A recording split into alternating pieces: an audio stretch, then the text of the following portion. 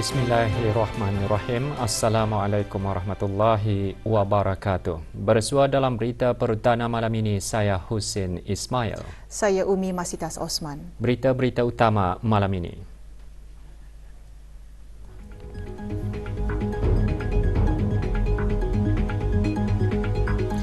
Kebawah Duli Yang Maha Mulia Paduka Seri Baginda Sultan dan Yang di-Pertuan Negara Brunei Darussalam berkenan menerima menghadap Presiden Republik Demokratik Timur Leste.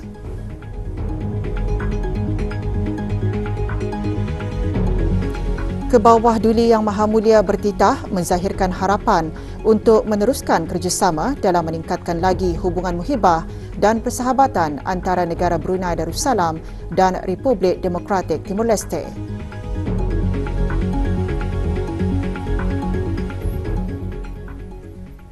Kebawah Duli Yang Maha Mulia Paduka Seri Baginda Sultan Haji Hassanah Bolkiah Muizzaddin Wad Daulah Ibni Almarhum Sultan Haji Omar Ali Saifuddin Sa'dul Khairiwaddin, Sultan dan Yang di-Pertuan Negara Brunei Darussalam bertitah menzahirkan harapan untuk meneruskan kerjasama dalam meningkatkan lagi hubungan muhibah dan persahabatan antara negara Brunei Darussalam dan Republik Demokratik Timur Leste. Kebawah Duli Yang Maha Mulia bertitah pada majlis perjumpaan dua hala bersama Tuan Yang Terutama Dr. Jose Ramos Horta, Presiden Republik Demokratik Timur Leste sempena lawatan negara Tuan Yang Terutama. Majlis perjumpaan dua hala berlangsung di Baitul Mesyuarah Istana Nurul Iman pagi tadi. Majlis sambutan rasmi negara bagi mengalu-alukan Tuan Yang Terutama serta rombongan berlangsung di Istana Nurul Iman. Terdahulu, Duli Yang Teramat Mulia Paduka Seri Pengiran Muda Mahkota Pengiran Muda Haji Al-Muhtadi Billah, Menteri Kanan di Jabatan Perdana Menteri, berangkat bersama Tuan Yang Terutama dari hotel di Empire Brunei.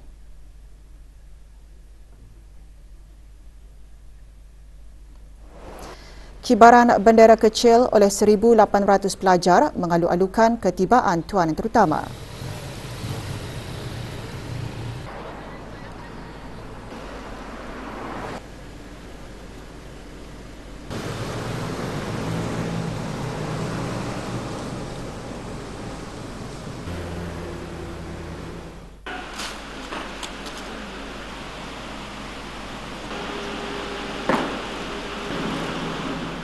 Kebawah Duli Yang Maha Mulia berangkat mengalu-alukan ketibaan Tuan Yang Terutama di perkarangan Istana Nurul Iman dan seterusnya bersama-sama dengan Tuan Yang Terutama naik ke pentas khas untuk menerima tabik hormat diiringi dengan lagu kebangsaan kedua-dua buah negara dan 21 das tembakan Mariam.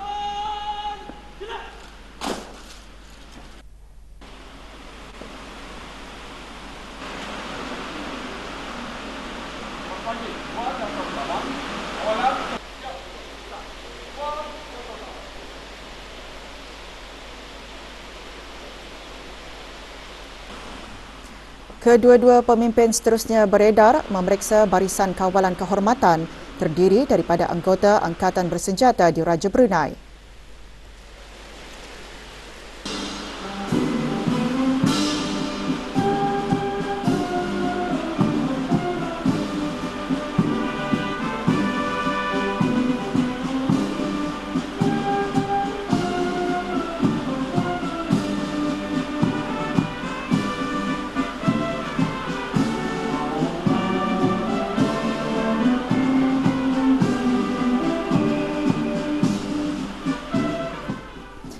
Tuan Yang Terutama diperkenalkan kepada ahli-ahli kerabat diraja, Yang Amat Mulia Pengiran-Pengiran Kshatriya, Penasihat Khas ke bawah Duli Yang Maha Mulia, Menteri-Menteri Kabinet, ahli-ahli Majlis Mesyuarat Diraja, Timbalan-Timbalan Menteri, Pesuruhjaya Polis, Pasukan Polis Diraja Brunei, Pemerintah Angkatan Bersenjata Diraja Brunei, Ketua-Ketua Perwakilan Asing di Negara Brunei Darussalam, ahli-ahli Majlis Mesyuarat Negara dan setiausaha tetap dari Jabatan Perdana Menteri dan Kementerian Hal Ehwal Luar Negeri.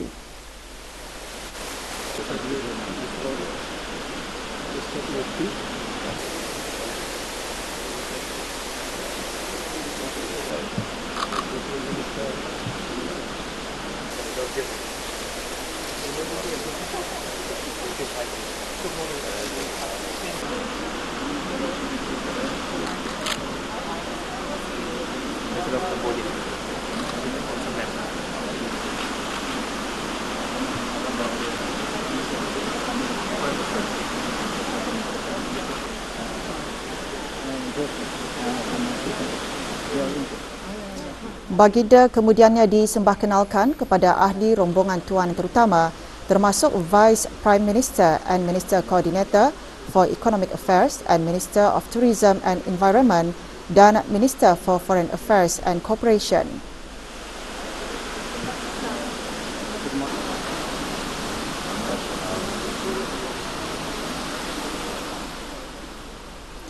Selesai majlis sambutan rasmi negara ke bawah Duli Yang Maha Mulia, berangkat bersama Tuan Yang Terutama ke Ceradi Laila Kencana bagi majlis mengadap. Berangkat sama ke majlis mengadap ahli-ahli kerabat diraja. Juga hadir rombongan Republik Demokratik Timur Leste.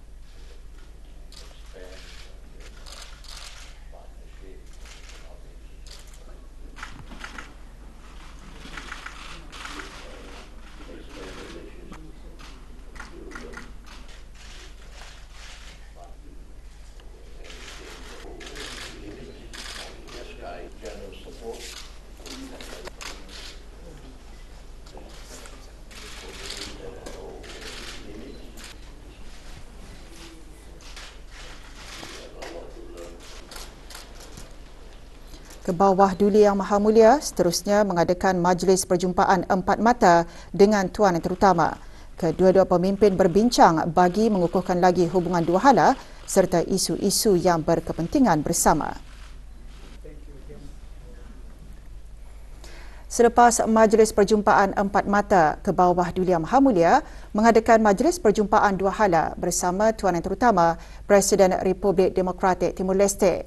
Semasa majlis perjumpaan dua hala, kedua-dua pemimpin menekankan kepentingan kerjasama dua hala yang sedia ada termasuk dalam bidang pendidikan dan pertukaran antara rakyat dan mengalu-alukan pengukuhan hubungan dalam bidang kerjasama kesihatan dan tenaga serta penandatanganan Memorandum of Understanding on the Employment, Recruitment of Timor-Leste Workers to Brunei Darussalam.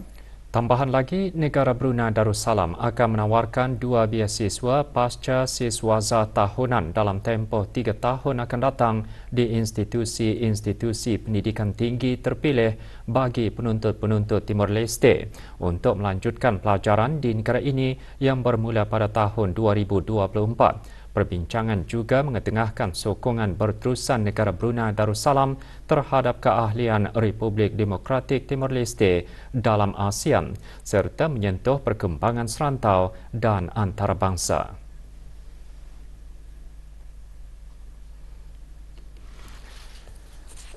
Dalam titah, Baginda mengalu-alukan lawatan negara pertama Tuan Yang Terutama ke negara Brunei Darussalam sejak lawatan terakhir lebih 20 tahun lalu.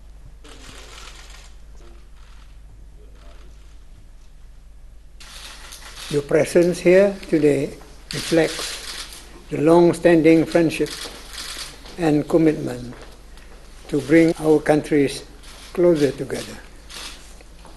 Our cooperation has expanded in many areas, and I look forward to continuing our work in further enhancing the goodwill and friendship between our countries.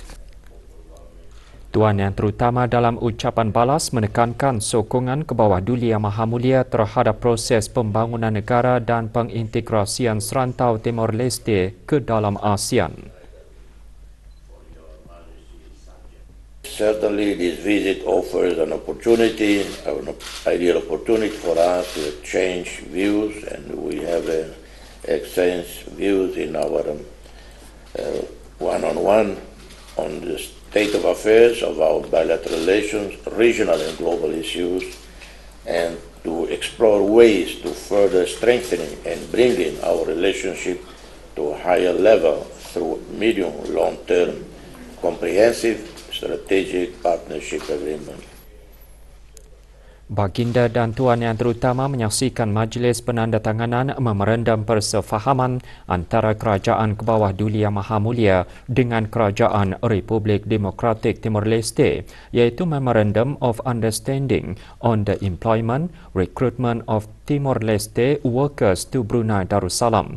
Majlis penandatanganan disempurnakan oleh Yang Berhormat Datuk Seri Setia Awang Haji Ahmadin bin Haji Abdul Rahman, Menteri Hal Ehwal Dalam Negeri bagi pihak Kerajaan ke bawah Duli Yang Maha Mulia, dan Tuan Yang Terutama Francisco Calbuadile, Vice Prime Minister and Minister Coordinator for Economic Affairs and Minister of Tourism and Environment bagi pihak Kerajaan Republik Demokratik Timor Leste.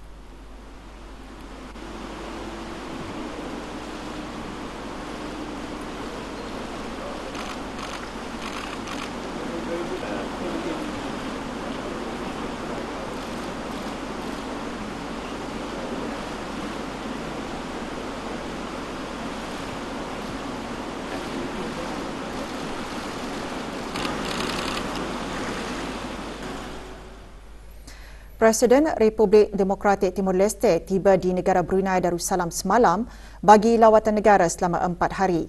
Ia merupakan lawatan negara pertama Tuan Yang Terutama Dr. Jose Ramos Horta ke negara ini selaku Presiden Republik Demokratik Timor Leste. Hadir di lapangan terbang antarabangsa Brunei bagi mengalu-alukan ketibaan Tuan Yang Terutama serta rombongan ialah Yang Berhormat Datuk Seri Setia Awang Haji Ahmadin bin Haji Abdul Rahman, Menteri Hal Ehwal Dalam Negeri selaku Menteri Pengiring. Yang Berhormat Datuk Seri Setia Awang Haji Irwan bin Pihin Datu Pekermajaya Haji Muhammad Yusof, Menteri Hal Ehwal Luar Negeri kedua. Yang Berhormat Datuk Seri Setia Awang Haji Muhammad Juanda bin Haji Abdul Rashid, Menteri Pembangunan. Tuan Yang Terutama Wan Hadfi Lutfan bin Haji Abdul Latif, Duta Besar Istimewa dan Mutlak Negara Brunei Darussalam ke Republik Demokratik Timor Leste, dan Tuan Yang Terutama Abel Guterres, Duta Besar Istimewa dan Mutlak Republik Demokratik Timor Leste ke negara Brunei Darussalam.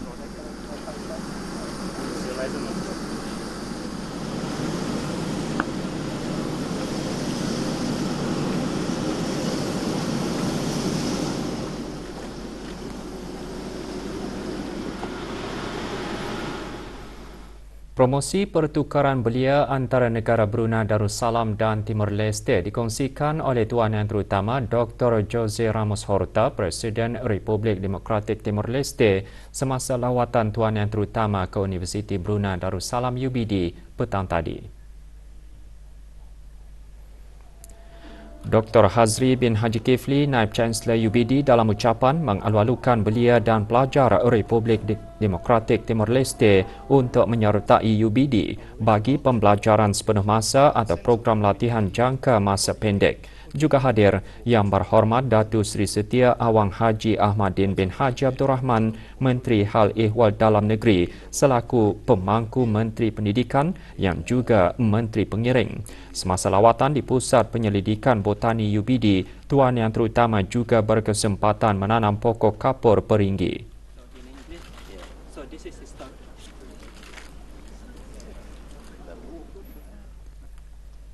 Sistem pendidikan negara adalah teras kepada pembangunan negara.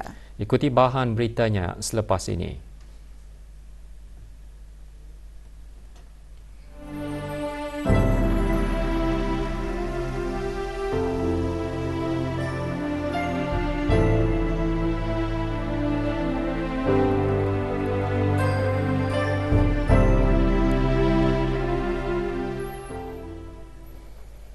Sistem pendidikan di negara Brunei Darussalam teras kepada pembangunan negara. Pendidikan adalah platform bagi impian dipupuk, bakat diasah dan cita-cita dimulakan.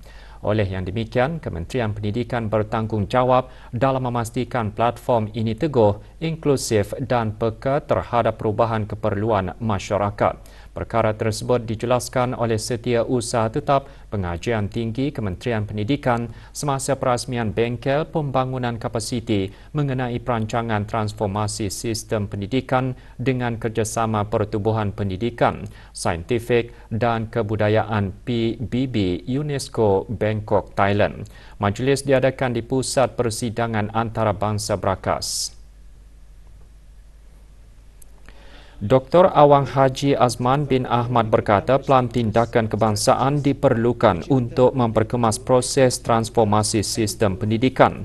Perubahan transformatif memerlukan penglibatan semua pihak di samping menggunakan kaedah pengajaran inovatif dan memanfaatkan teknologi bagi menambah baik pengalaman pembelajaran. Bengkel selama 4 hari ini tertumpu kepada perancangan transformasi sistem pendidikan selaras dengan komitmen negara ke arah mencapai sasaran matlamat pembangunan mampan.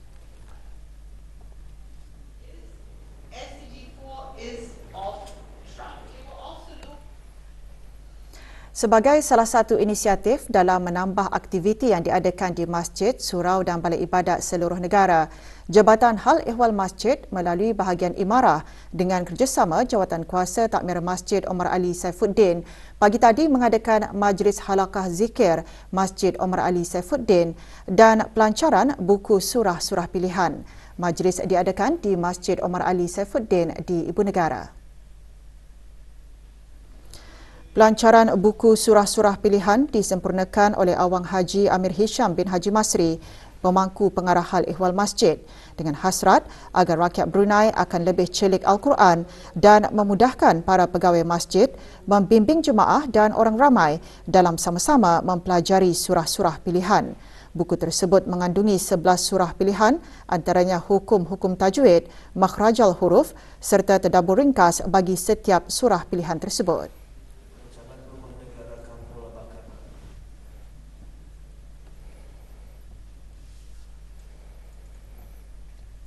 Musabakah membaca Al-Quran bahagian dewasa peringkat separuh akhir kebangsaan tahun 1445 Hijrah 2024 Masihi bermula hari ini.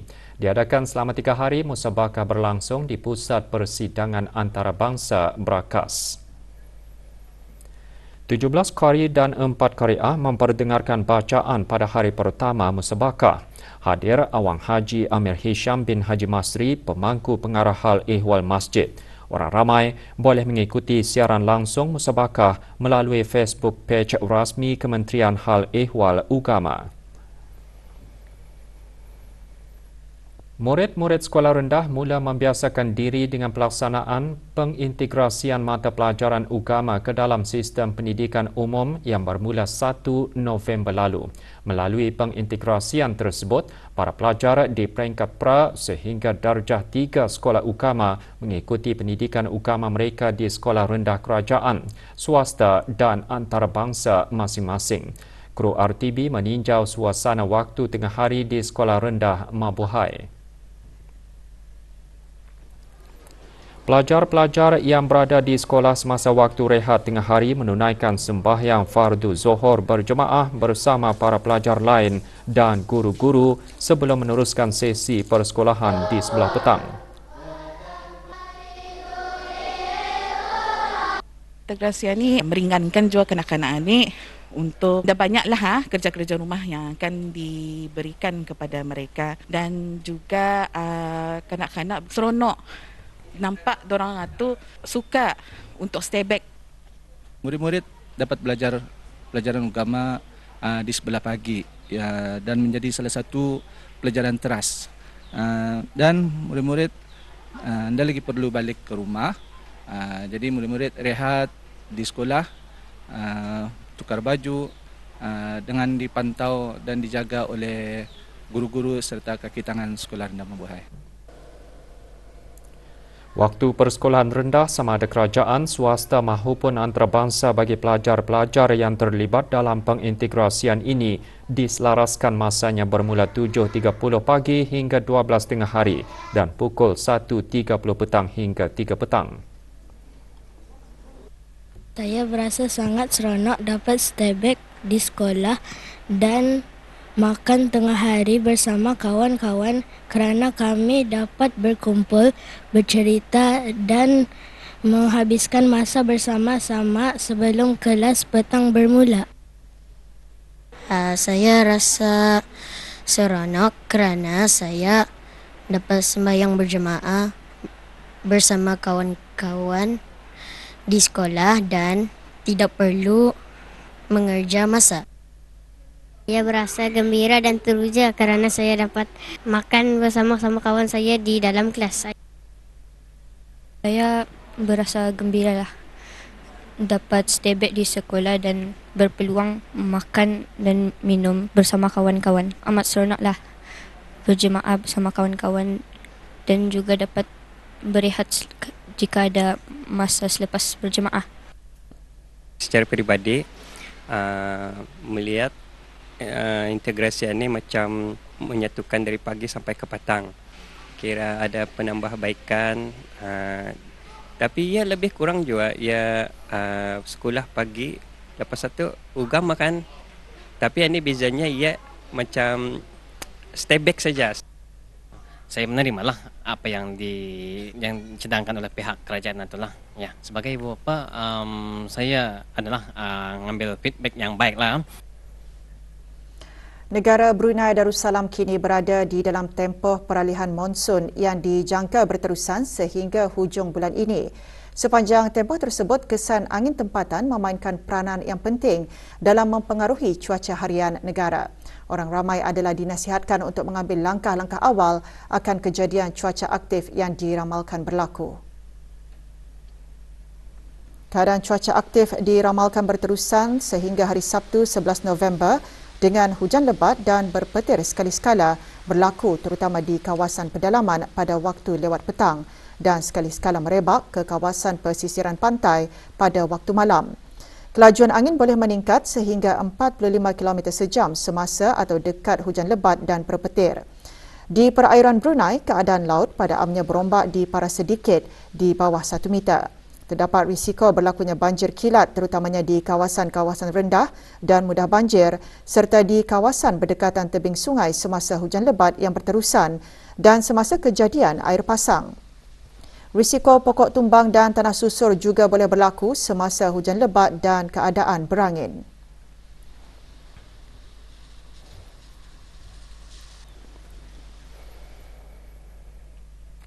Forum Pembangunan Belia Sedunia bermula hari ini di Beijing menandakan bermulanya perhimpunan penting delegasi belia antarabangsa dan pemimpin belia China. Dengan tema Kekuatan Belia untuk Perpaduan dan Inovasi, Usaha Bersama bagi Pembangunan Mampan, forum menjadi platform penting bagi belia global untuk menangani isu-isu mendesak dan memupuk penyelesaian inovatif menjiwai semangat perpaduan dan kelestarian. Daripada hampir 2,000 delegasi belia, negara Brunei Darussalam diwakili oleh Dayang Goh Chai Lee, penerima 100 Excellence Action for Global Youth Development melalui projek Career Discovery. Matlamat projek tersebut ialah untuk mencipta peluang baharu kepada belia Brunei bagi meneroka lebih banyak peluang kerjaya sesuai dengan permintaan yang semakin meningkat bagi pekerjaan bukan tradisional dalam masyarakat masa hadapan. Projek berkenaan merangsang minat belia dalam menerokai kemungkinan kerjaya baharu, meningkatkan kapasiti mereka untuk pekerjaan dan membantu mencetuskan pemikiran dan mengawal masa depan. Kapal persiaran Norwegian Jewel membuat persinggahan pertamanya ke negara ini dan berlabuh di Pelabuhan Muara pagi tadi. Ketibaan kapal persiaran tersebut mencatatkan satu lagi kejayaan industri pelancongan negara ini yang menawarkan peluang kepada para penumpang kapal meneroka keindahan dan budaya negara. Kapal persiaran tersebut merupakan kapal keempat yang membuat lawatan pada tahun ini. Norwegian Jewel membawa lebih 2,000 penumpang dan lebih 1,000 anak buah kapal. Para pelancong dibawa melawat ke beberapa destinasi menarik di negara ini, antaranya Muzium Alat Kebesaran Diraja dan Jamiah Asri Hassanal Bolkiah.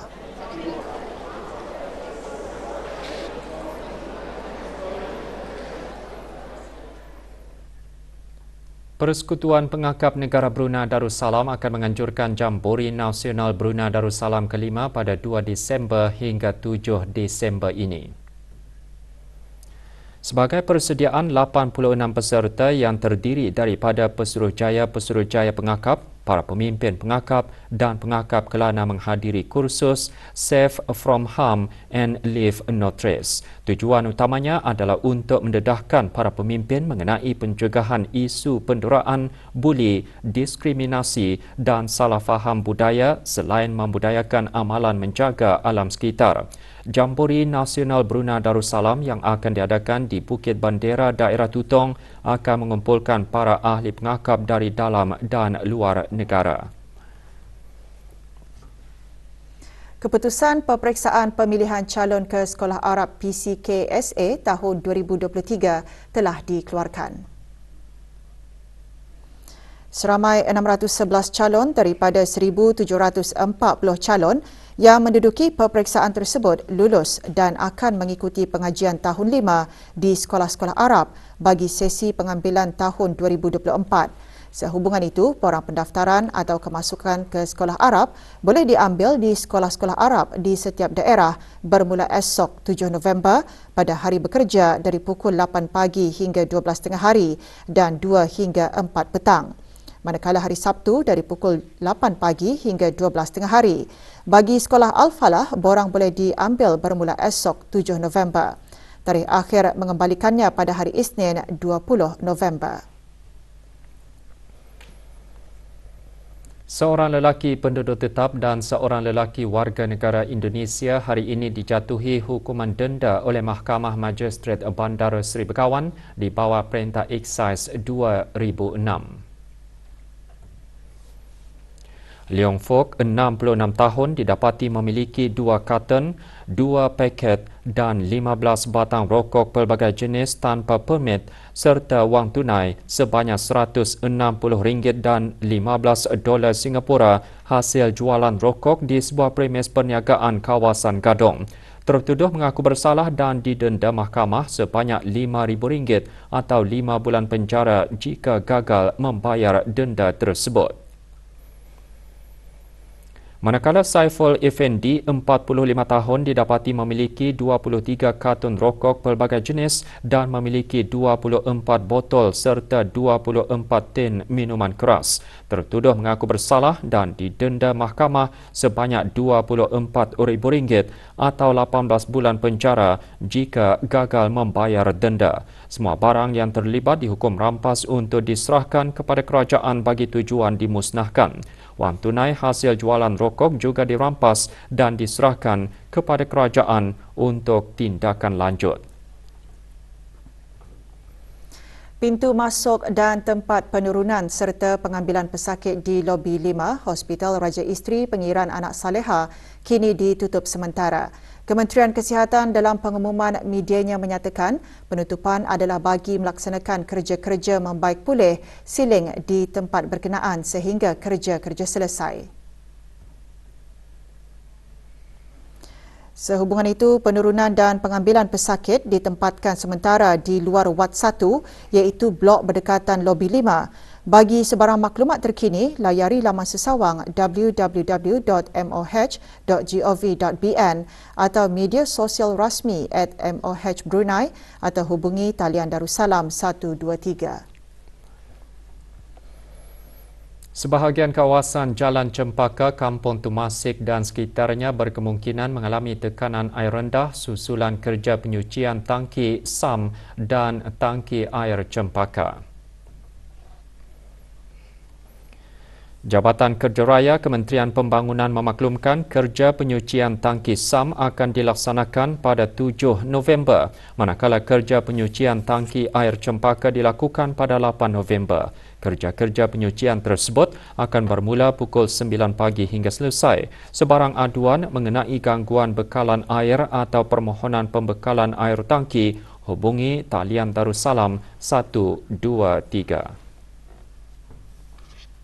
Kementerian Kebudayaan Belia dan Sukan melalui Dewan Bahasa dan Pustaka mengungkayahkan kejohanan futsal antara rumah-rumah Kementerian Kebudayaan Belia dan Sukan. Majlis pelancarannya diadakan semalam di Kompleks Sukan Negara Hassanah Bolkiah, Brakas. Acara disempurnakan oleh Pengiran Muhammad Amir Rizal bin Pengiran Haji Mahmud, Setiausaha Tetap Kesukanan Kementerian Kebudayaan Belia dan Sukan. 2 kategori dipertandingkan, iaitu kategori lelaki terbuka dan kategori lelaki veteran.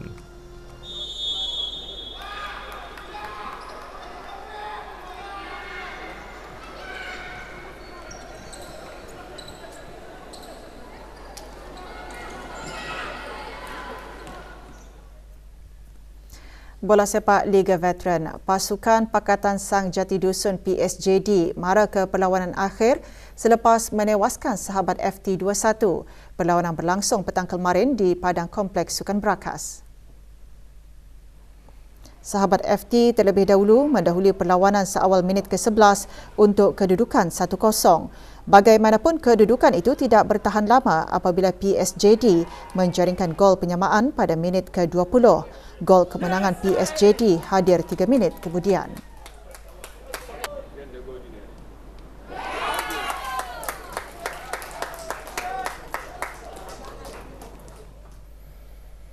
Perkembangan kejohanan Liga Super Takraw 2023. Pasukan MSPP DBC menamatkan saingan kumpulan C dengan menduduki tangga teratas dengan 174 mata. Kejohanan berlangsung petang kemarin di Dewan Kompleks Sukan Sungai Kebun. Pada perlawanan pertama, MSPP DBC menundukkan Kamsir dengan keputusan straight set 24-22, 21-18. Manakala pada perlawanan kedua, MSPP DBC mengalahkan Belayat Warriors B 21-19, 5-21 dan 21-17. Sementara itu dalam perlawanan lain, Brunei 88B menumpaskan Kamsir 21-11, 21-13. Sementara MSAB DBC menang 20-22, 21-15 dan 21-14 ke atas Kamsir.